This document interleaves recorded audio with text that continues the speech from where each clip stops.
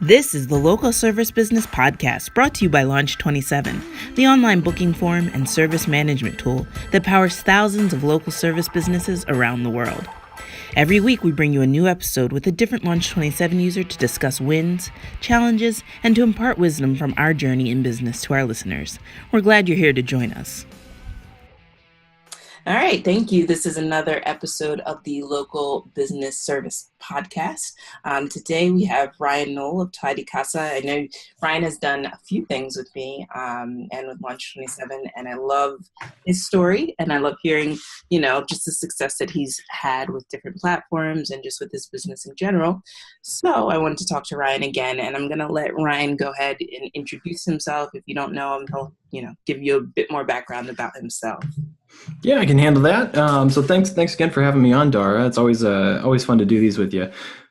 So for those that don't know, my name is Ryan Knoll. I'm an owner of a company called Tidy Casa. Started it maybe 3 years ago. I think started it the same way a lot of people did, finding inspiration from Rohan's awesome entrepreneur ride-along posts.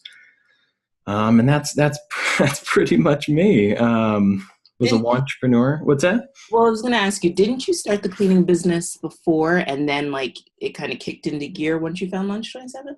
Yeah. So I originally read Rohan's post on Reddit. Okay. And back then there wasn't a ton of context around it. I think this was kind of really before, or maybe he had recently launched Launch 27. But so it was pre-Launch 27. Yeah, so it was kind of a word of mouth thing. So I saw the post, got the idea, was inspired, and then I went to work trying to build basically Launch 27 for myself, realizing how difficult that was to do. Yes.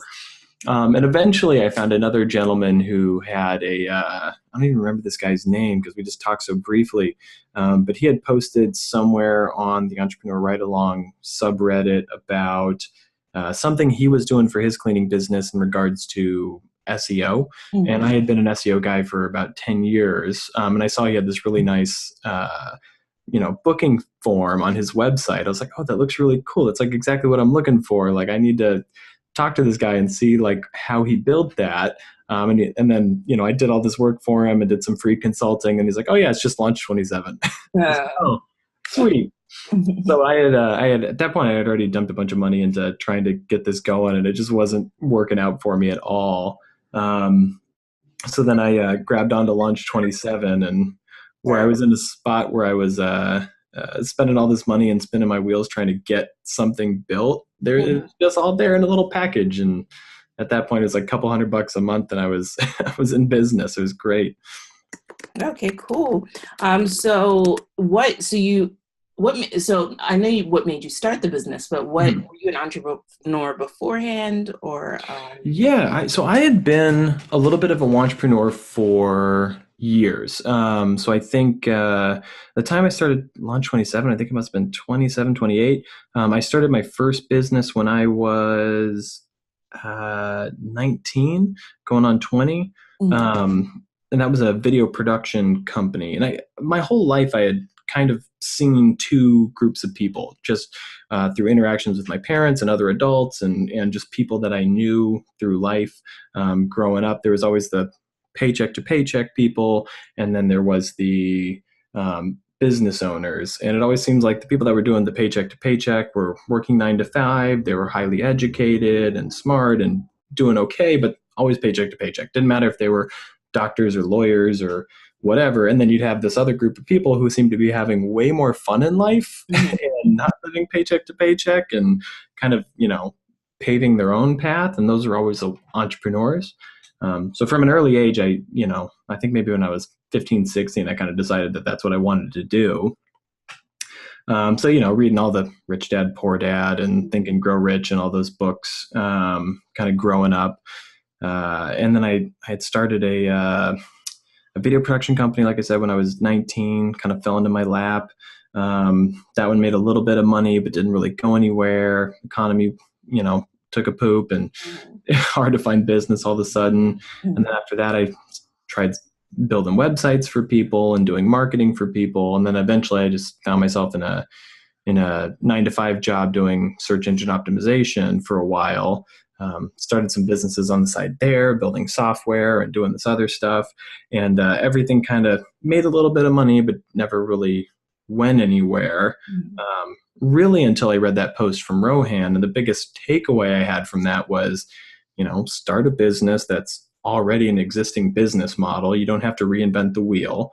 And you have to work on your business, not for your business.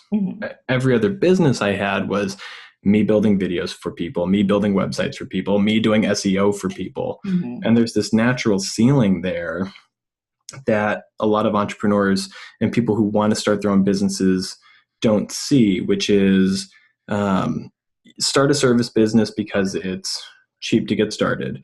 But when you're doing the work, you basically kind of end up on this teeter-totter where you're doing sales and sales and sales until you get busy, and then you're doing the work, you're doing the work, you're doing the work, you lose some customers, you're doing sales, then you're too busy, you're doing the work, and you just kind of keep going back and forth between fulfillment and sales.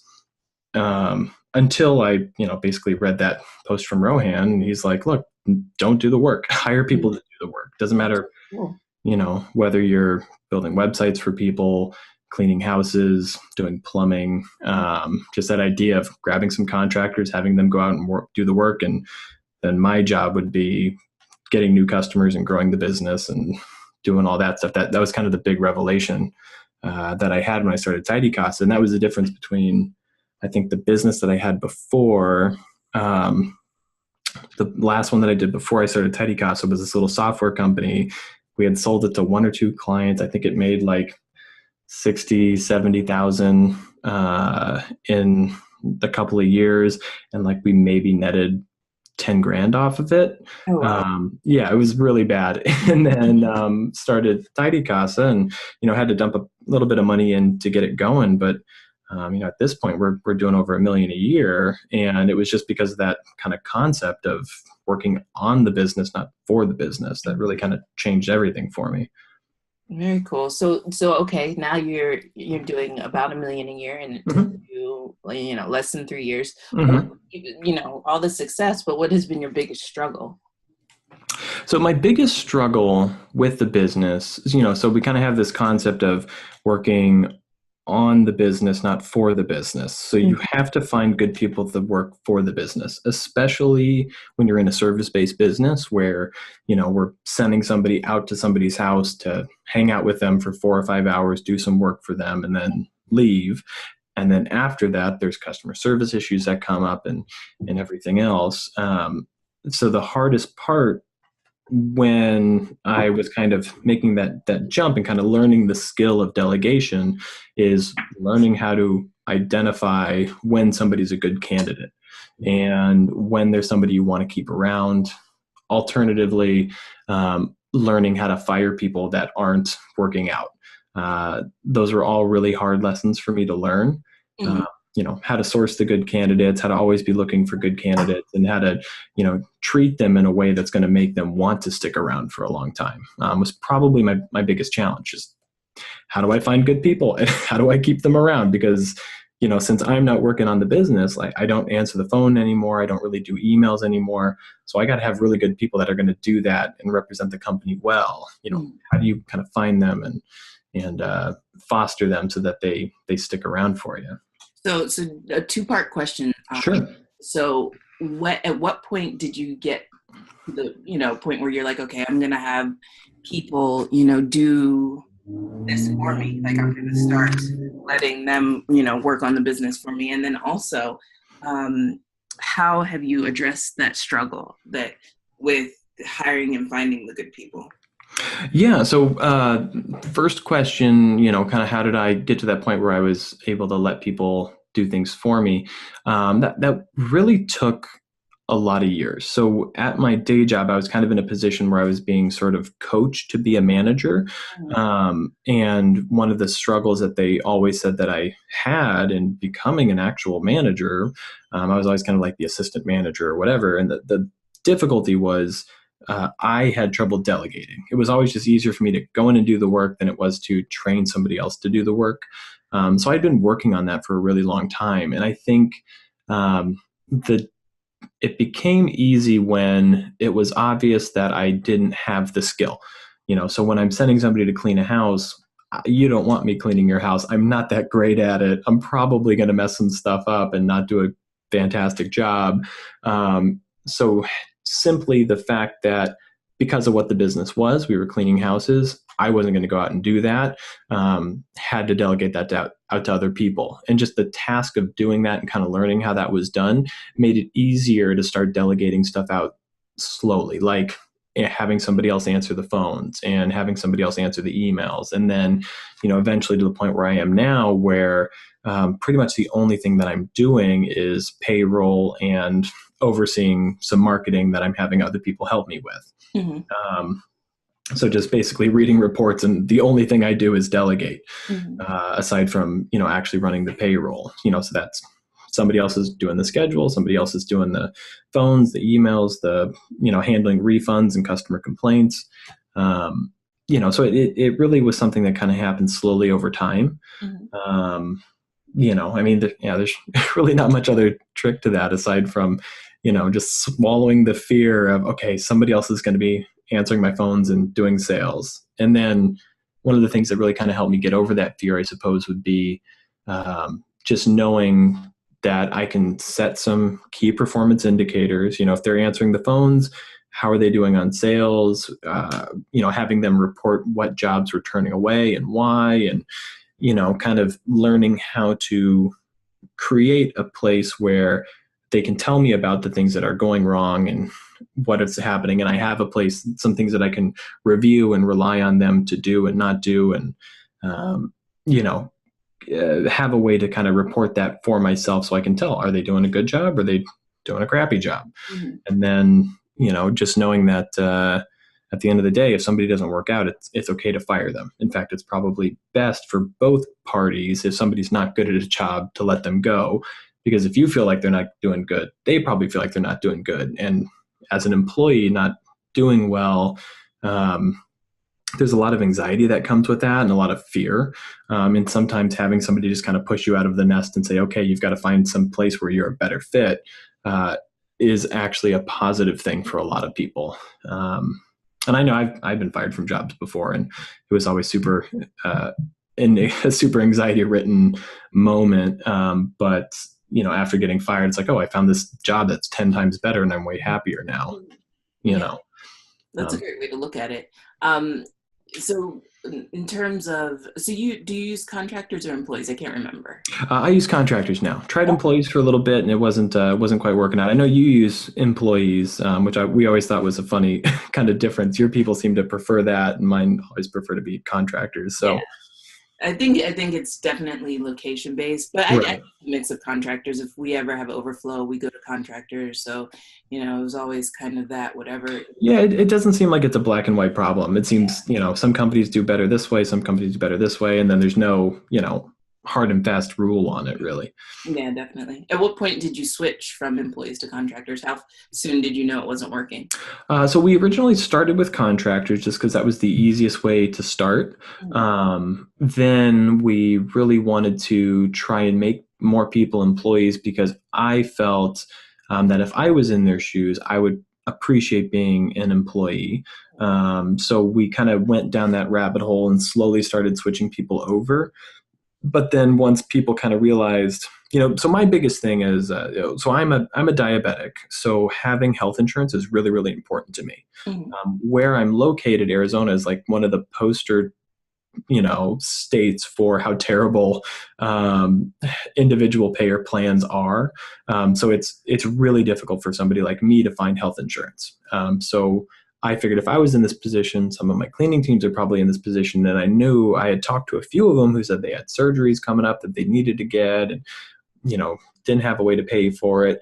So I made it a priority of mine to let's try to make people employees, see if we can get them benefits, the whole nine, right?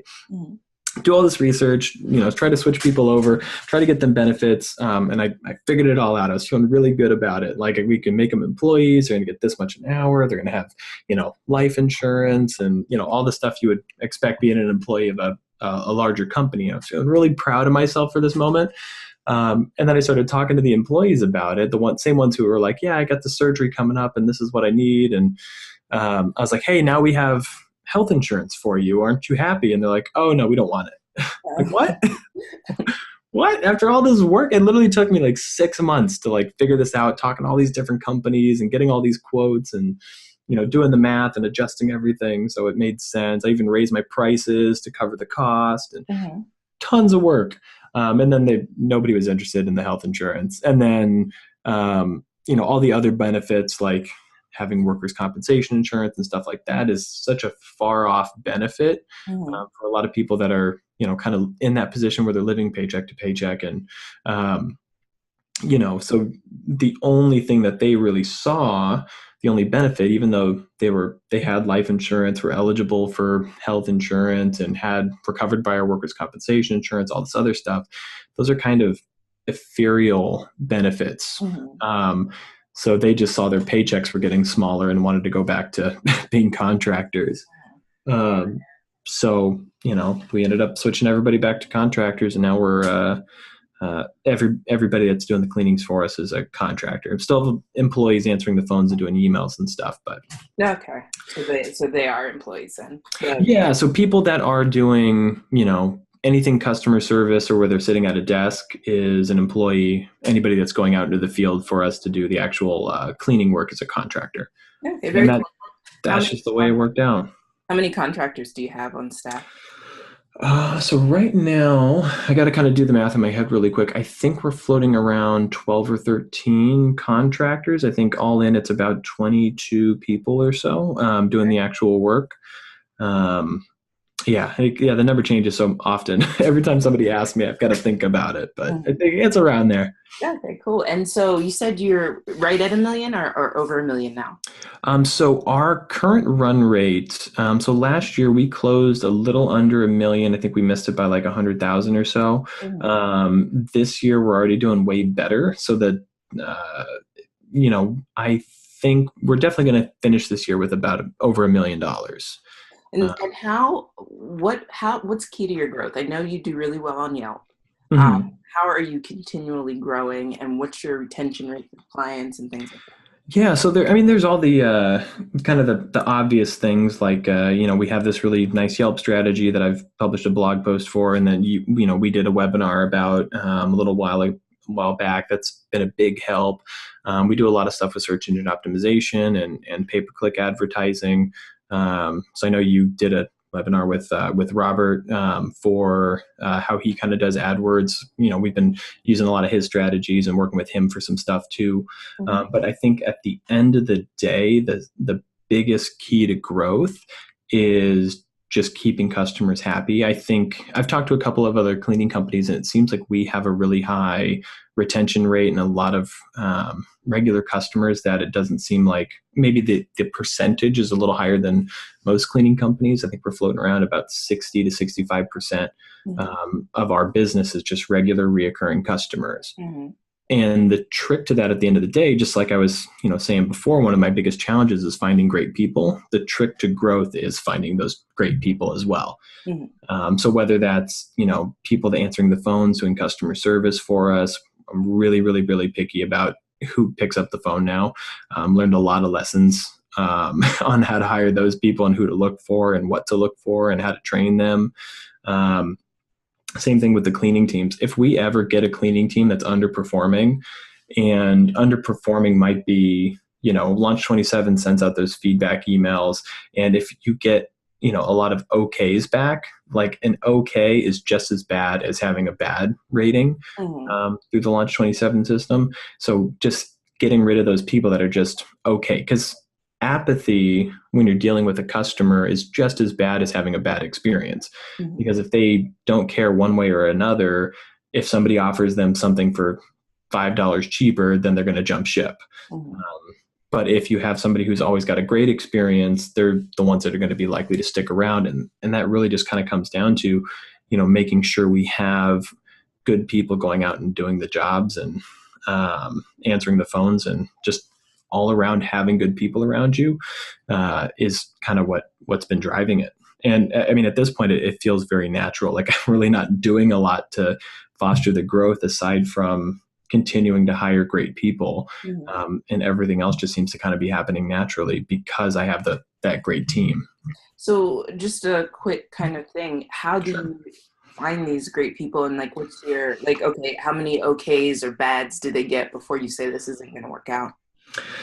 Yeah, I mean how many okays and bads before we decide it's not going to work out is always a really kind of a fuzzy thing. It really goes case by case, and I think I tend to be a really nice person and very forgiving, just in my personal life. So it's been a really hard thing for me to learn as a business owner when it's okay to say, hey, you've got to go. Mm. Um, and unfortunately, I probably fired more people than I've hired at this point, just because when people don't work out, they got to go. So there's really nothing that you look for, or that I look for. The one thing, probably the one tip, if I had to give one for when to know it's okay to fire somebody or it's time to fire somebody, if you ever have the thought, even if it's brief in your mind, I should probably fire this person, you probably should.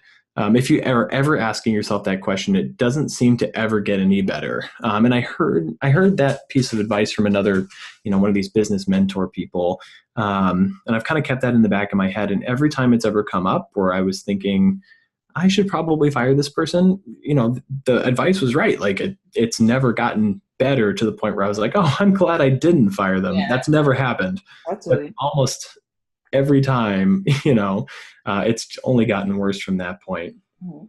Um, and then in terms of, kind of hiring the great people, we kind of start there in terms of outlining a set of standards that we want to have. So just like a lot of the cleaning companies, we have a checklist of things that we do every time we go out to a job. And this is true for, customer service and for, actually doing the work. We kind of have an outline set of things that we do and we expect when we go out and clean. We've got a certain way that we answer customer emails when somebody writes in and they're angry. And so, if you go to tidycasa.com and look at the job application for customer happiness, for example, there's a big section of the application that's an actual angry customer email that we got, and we asked them to answer that email.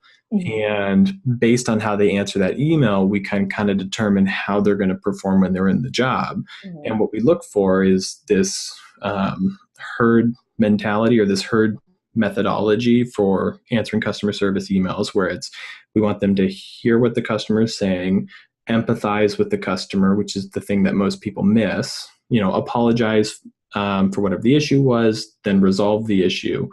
And the D in herd is diagnose, but that's kind of an internal thing. You can't really do that in the email. Mhm.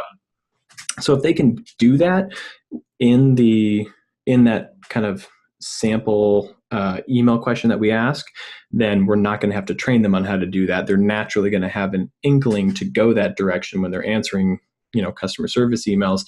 So we don't have as much training to do, and they're going to be able to get up and running really quick. And it's really hard to find that person, but kind of setting that standard for this is what we're looking for really help with the customer service side of things. And then when it comes to cleaning teams, it's the same way. We've, over the years collected a list of things that customers complain about the most. We have those written out in a nice checklist.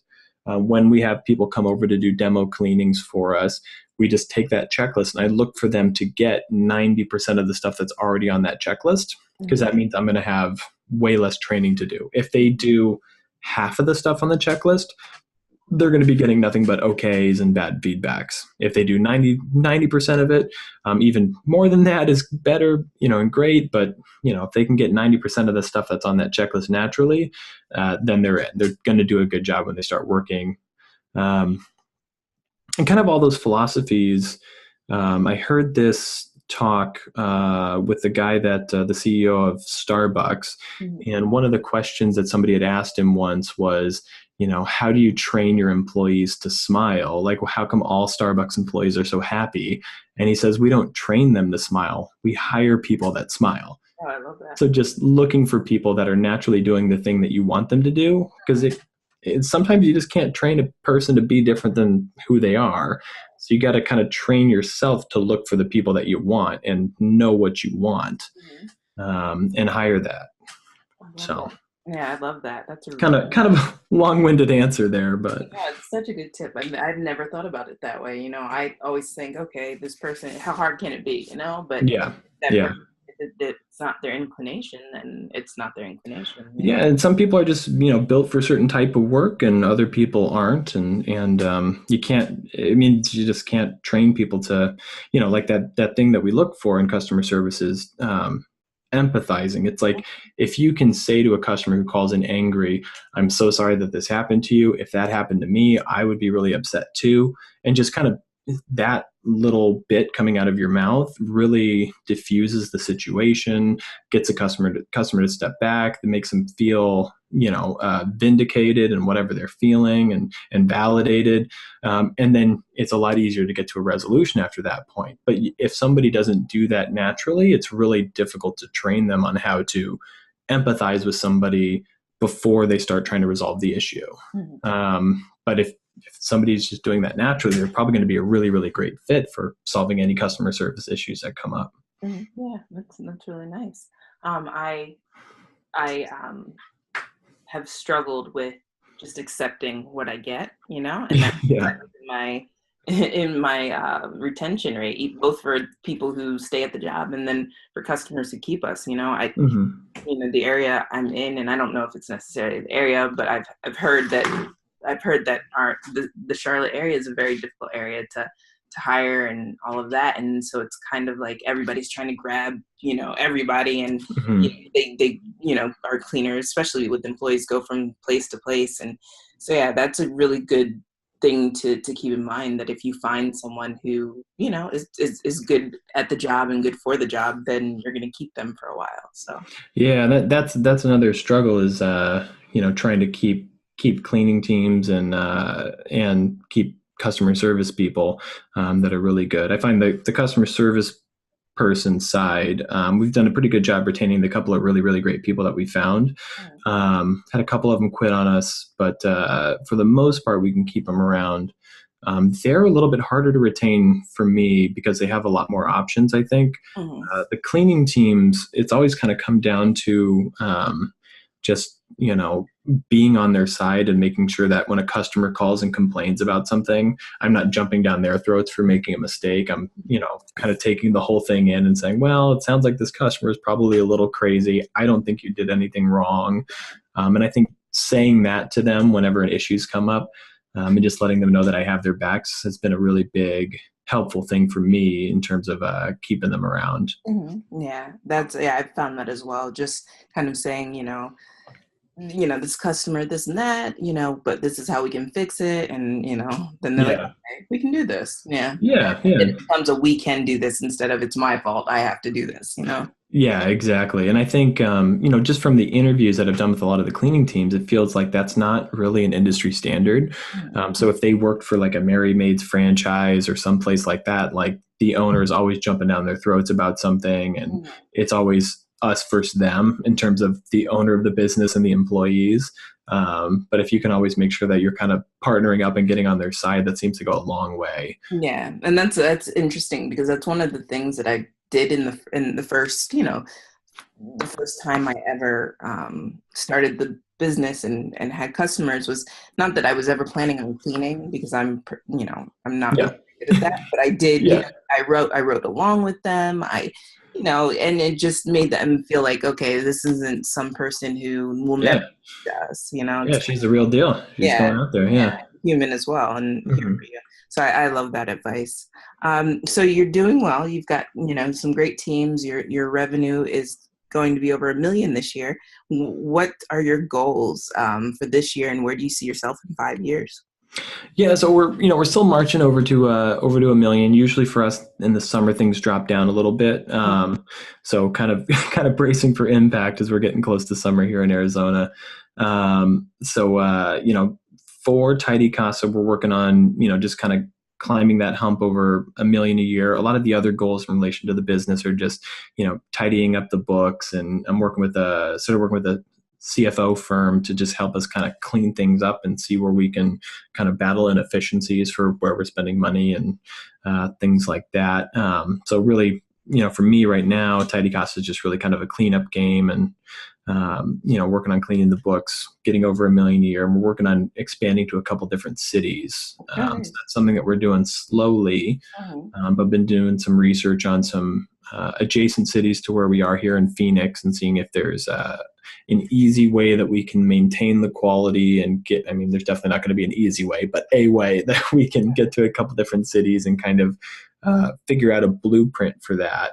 And with, Launch 27's multi-location feature, that makes it like totally a doable thing. Just sort of kind of trying to figure out how we can kind of copy and paste what we had here in Phoenix and maybe take it to some other cities would very be cool. something that we have on the roadmap for Tidy Casa.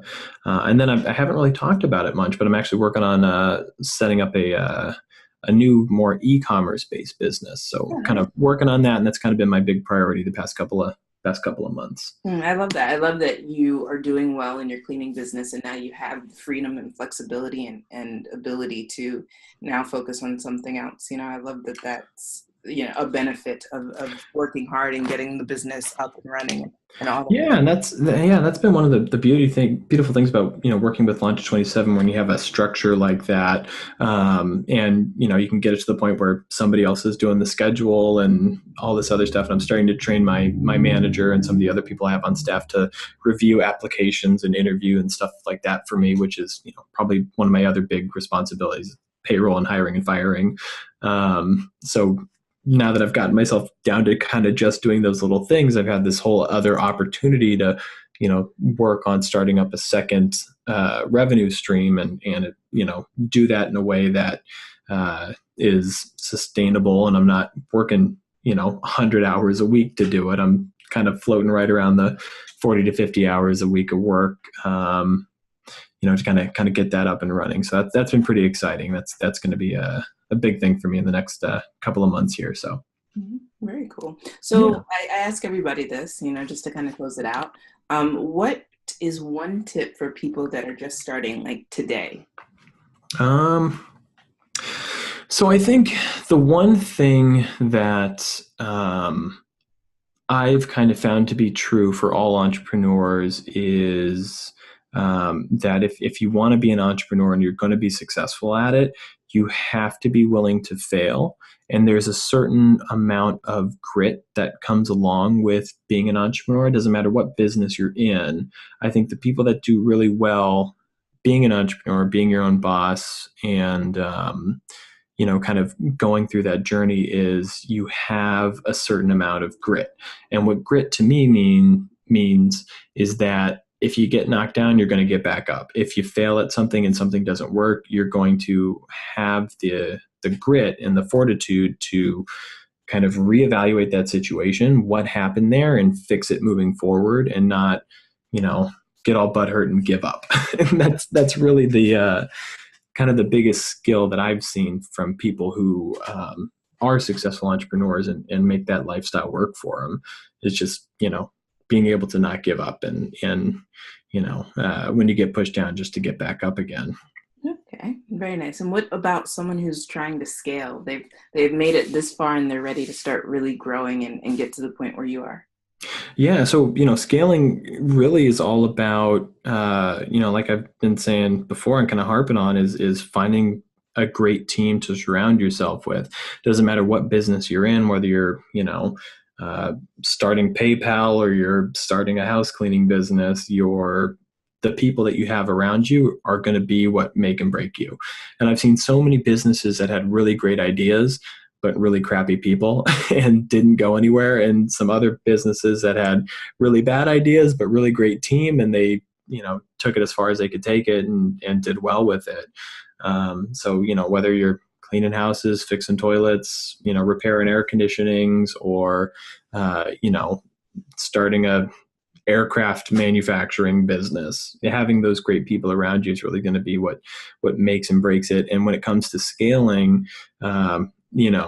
having those great people and establishing that culture and having that culture be something that scales with you, especially in a service-based business, is really kind of the make or break moment. You got to hire people that you trust to make the same decisions that you would make.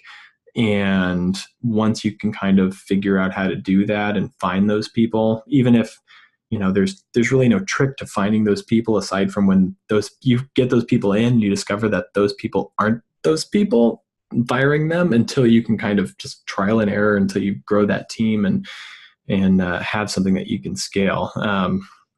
So really just, finding those people, establishing that culture and letting that culture be the thing that scales. Very nice. And then one last thing, one tip for someone who's about to give up. I know we didn't talk about this, but have you Yeah. had points where you were like, I can't do this?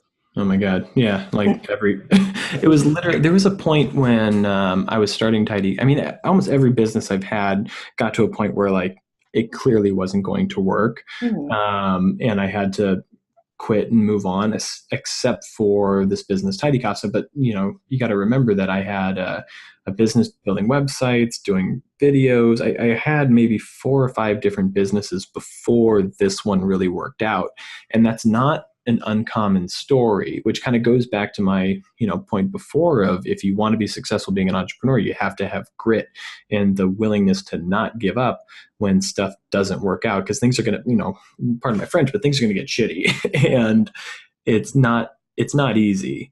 So like when we, read Forbes or Entrepreneur Magazine or, see all these stories about, billionaire playboys and, women that have, gone, to raise billions of dollars. Like we always see the glory side of it, and you don't see the struggle, but every single entrepreneur goes through the struggle.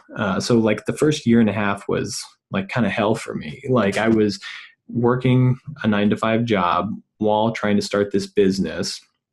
So I would constantly be like working on a report that I had to do for my day job, and then running out to the patio to take a call from a cleaning team who said they, like, literally one time somebody broke a stove and it was like $1,000 thing that I had to replace, and I've got a report due in like 3 hours with my day job. So it's like at that point, you're really kind of looking in the mirror being like, is this even worth it? Like, why am I bothering? I've got this decent job. I could just work this job and be fine. Like, I've got good insurance through them and all this other stuff. Like, why struggle, to make it work? But, at the end of the day, like, the one thing I will say is that it is worth it to continue. We all get to the point where we want to quit. Like every single one of us, I think has had that cross through their mind at some point. Like, why am I doing this? I should just give up. But, if you can make it work and struggle through the first year or two, that is absolute hell. Eventually you get to this light at the end of the road where you're in a position like I'm in right now, where the business is basically running itself.